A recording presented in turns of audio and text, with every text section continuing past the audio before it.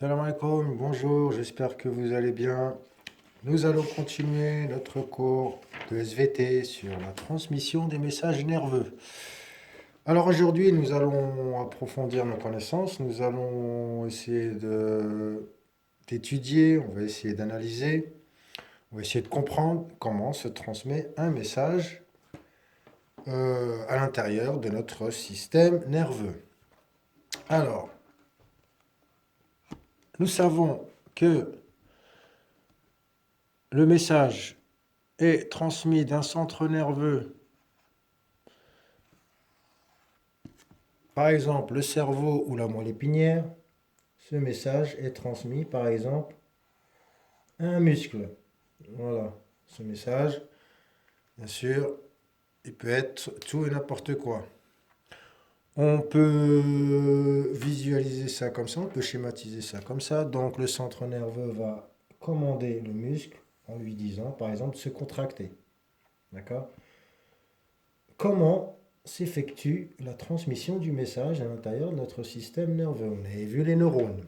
Les neurones, bien sûr, sont des cellules qui sont là justement pour transmettre le message nerveux. Une cellule, euh, le neurone, c'est une cellule nerveuse. Elle est là pour transmettre le message. On avait vu que la cellule est composée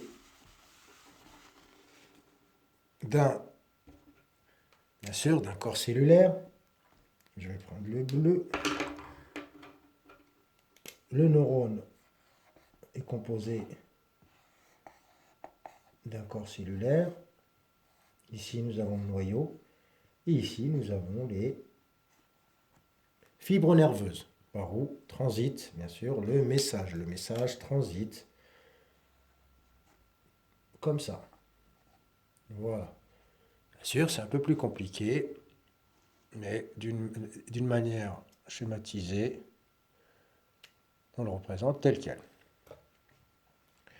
Alors, qu'est-ce qui se passe quand le message transite par un neurone et, on va dire, comment fait-il pour arriver à destination? Nous savons bien sûr que dans notre système nerveux, nous avons des milliards de neurones. Notre cerveau est composé de milliards de neurones. Et ces neurones-là sont connectés. Elles sont reliées par des fibres nerveuses. Qu'est-ce qui se passe? Nous allons représenter deux neurones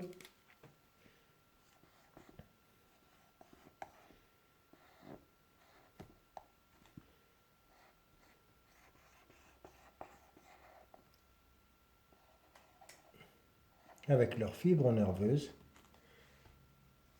leur noyau. Alors, j'ai un message du... Je veux envoyer un message du neurone A au neurone B. Que se passe-t-il? Le message transite par la fibre nerveuse. Et bien sûr, il termine par la fibre nerveuse de l'autre neurone pour rejoindre sa cible.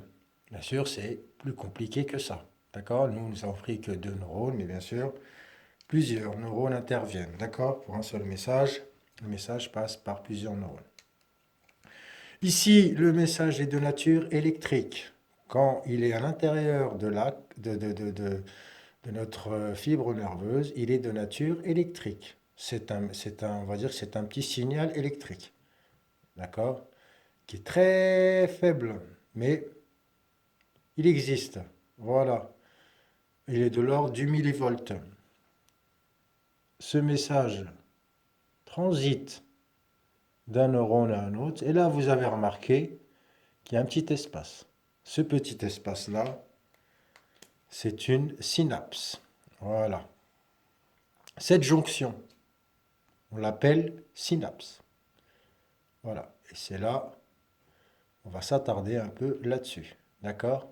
Le message est de nature électrique ici, bien sûr. Il ne pourra pas se transmettre euh, de façon électrique entre là et là. on va voir comment il va se transmettre dans cette zone-là.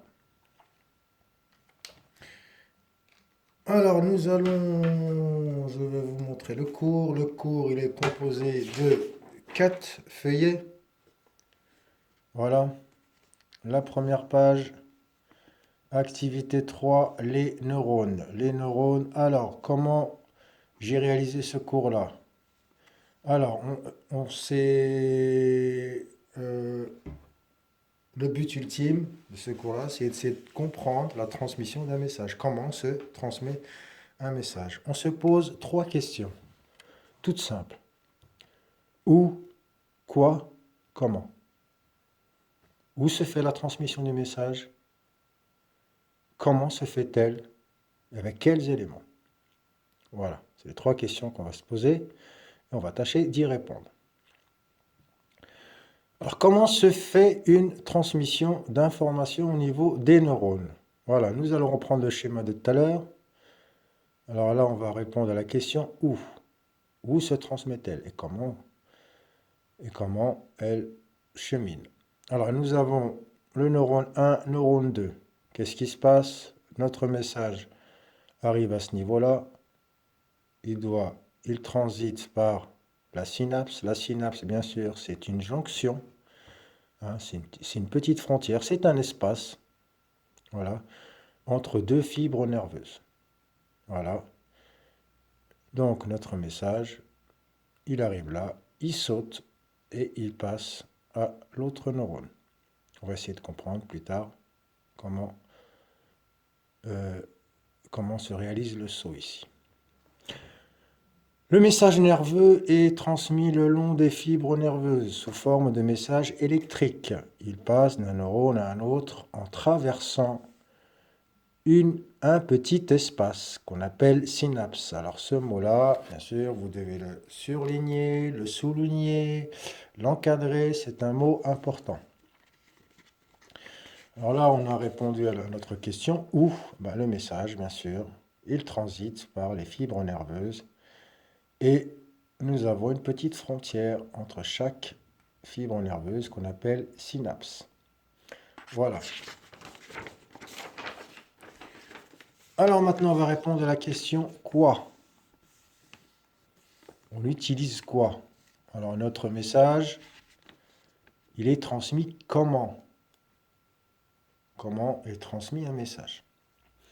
La transmission entre 2 neurones au niveau de la synapse se fait grâce à un élément chimique qu'on appelle aussi messager chimique, appelé neurotransmetteur. Le neurotransmetteur, c'est un élément chimique, on va dire que c'est on va pas dire produit chimique, mais c'est un composé chimique très complexe qu'on appelle neurotransmetteur. C'est lui qui va transmettre le message entre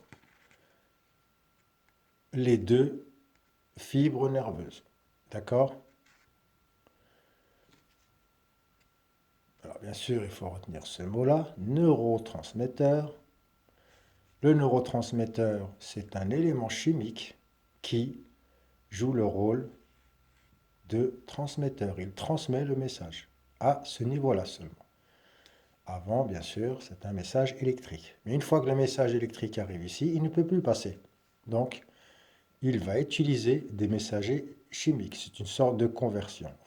On va essayer de comprendre comment. À ce niveau-là, vous retenez le terme neurotransmetteur ou messager chimique, comme vous voulez. Mais neurotransmetteur, c'est mieux. Voilà, neurotransmetteur, c'est un mot qu'il faudra retenir. Il y a donc, bien sûr, un échange chimique au niveau de la synapse. Alors maintenant, on va passer aux choses plus sérieuses. On va essayer de savoir comment se transmet le message par le biais des neurotransmetteurs. On va étudier tout le processus. On va faire étape par étape. Alors, on va faire une petite analogie pour essayer de comprendre tout ça. On va prendre l'exemple du téléphone.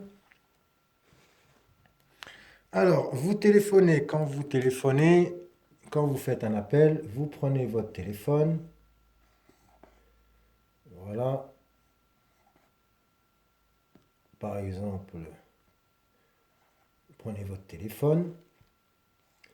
Et ça, c'est le téléphone de votre interlocuteur, celui ou celle que vous appelez. Bien sûr, ils ne sont pas reliés matériellement, il n'y a pas de fil. Hein. D'accord? Vous savez très bien comment ça se passe. Il y a une borne relais. D'accord? Et c'est elle qui transmet le message. Quand vous parlez au téléphone, votre message, il est audible. D'accord? Votre message, on l'entend. C'est un son. D'accord? C'est un son. Il est de nature, on va dire, sonore. D'accord? Il est de nature physique. On l'entend, c'est l'air qui vibre. Quand vous parlez, c'est l'air qui vibre et ça crée un son.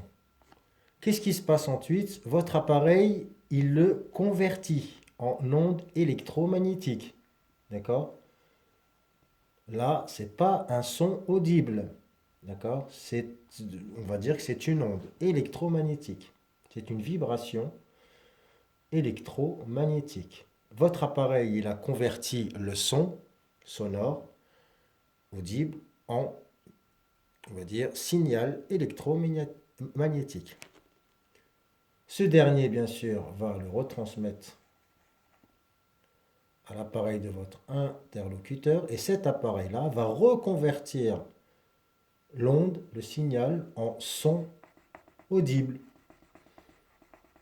Voilà, il a reproduit le même son. Le message, bien sûr, a été converti, mais on va dire qu'il a changé de nature, mais c'est toujours le même message. Voilà, c'est exactement la même chose au niveau des neurones. D'accord? Notre synapse, on va dire que c'est notre borne. D'accord? Voilà, c'est notre borne. Nous avons le même message, mais de nature différente. Ici, nous avons un message sonore qui va être converti en message électromagnétique, d'accord? Pour qu'il soit plus rapide. Ensuite, il est reconverti en message sonore. C'est à peu près la même chose au niveau des synapses. Nous avons ici, alors nous allons reprendre notre tableau, notre système neuronal.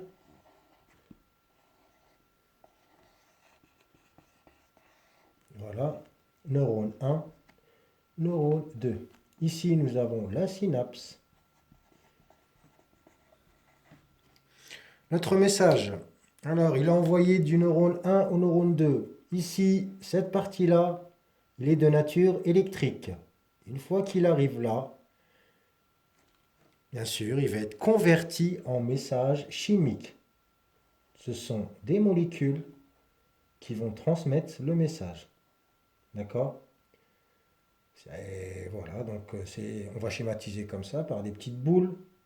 Notre message électrique va être converti en message chimique.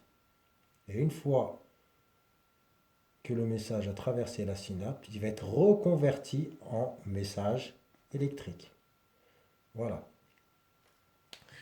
C'est une simple conversion, d'accord? Notre message électrique ne peut pas passer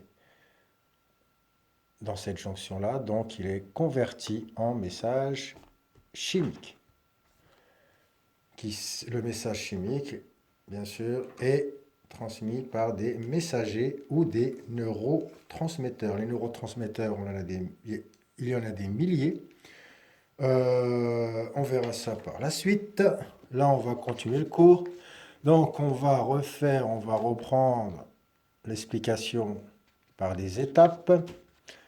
Alors, nous avons notre message. Bien sûr, je vous enverrai le cours, hein, donc c'est pas la peine de vous acharner dessus sur la vidéo. Je vais vous l'envoyer par WhatsApp.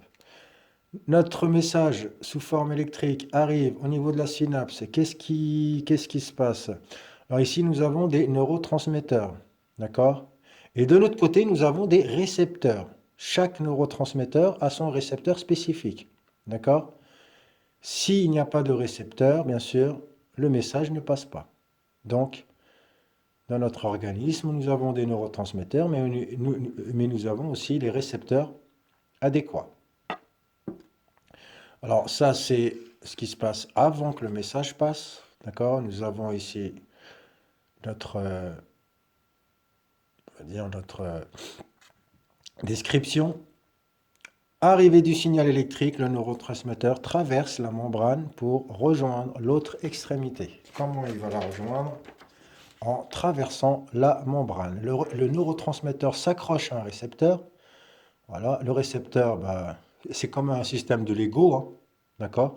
Chaque neurotransmetteur, chaque récepteur reconnaît son neurotransmetteur, d'accord? Chaque neurotransmetteur a un récepteur spécifique.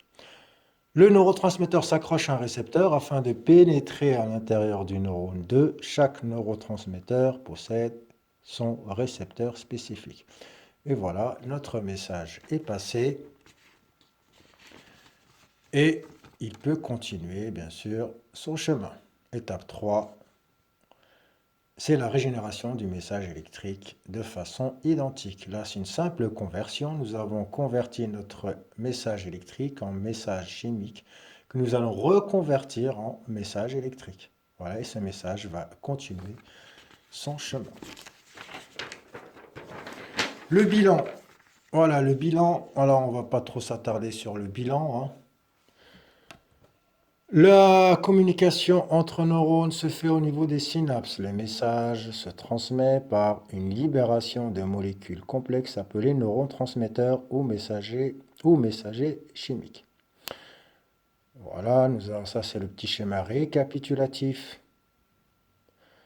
Hein, et j'insiste beaucoup sur cette notion de conversion de message. D'accord? Le message se convertit selon une autre nature. D'accord? Lexique, et qu'est-ce qu'il faut retenir? Deux termes que je vous demande de retenir. Neurotransmetteur, alors c'est une molécule ayant le rôle de transmettre un message nerveux d'un neurone à un autre. Et la synapse. La synapse, c'est la zone de contact entre deux neurones. La synapse, elle se trouve là, c'est un espace. Voilà, la synapse, c'est tout ça. D'accord? C'est une jonction, on va dire que c'est une frontière entre deux neurones, entre deux fibres nerveuses. Alors, le cours à recopier, bien sûr, vous avez 4 feuillets, mais il ne faut pas trop s'inquiéter, il y a beaucoup de schémas. J'insiste beaucoup sur la qualité des schémas. Quand vous reproduisez ces schémas, faites des beaux schémas. Hein. Si vous voulez le taper à l'ordinateur, il n'y a pas de problème, mais ne scannez pas le cours. Voilà, moi je ne veux pas la photocopier et coller sur votre cours, non. Si vous voulez utiliser l'ordinateur, il n'y a pas de problème, vous pouvez le taper à l'ordinateur, mais reproduisez quand même les schémas que je vous ai donnés. Pour la prochaine fois, voyez le cours à recopier et je vais vous demander un petit exercice de recherche. Bien sûr, je vous donne du temps pour le faire. Vous allez me faire la recherche sur un neurotransmetteur. Voilà, celui que vous voulez. Vous tapez sur Google exemple de neurotransmetteur. Alors bien sûr, il y en a plusieurs. Essayez de prendre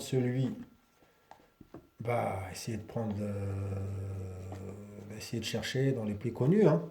Nous avons par exemple l'acétylcholine, l'adrénaline, dopamine, sérotonine, etc. Bon, il y en a beaucoup. Je veux que vous fassiez l'étude d'un neurotransmetteur au choix, d'accord? Je vous redonnerai les consignes sur WhatsApp. Je vous en parlerai un peu plus. Vous allez faire la recherche sur le neurotransmetteur au choix, bien sûr son rôle, ses effets. Il faut savoir qu'il y a des effets à la fois physiques et psychiques. D'accord? Vous m'en parlerez sur ça sera à me rendre pour la semaine prochaine. Bien sûr, le cours aussi à reproduire. J'interrogerai certains sur le cours. D'accord? Je vais en interroger certains au hasard. Et bien sûr, je vous demande le petit exercice à faire, la recherche sur le neurotransmetteur et le cours à recopier. Et voilà.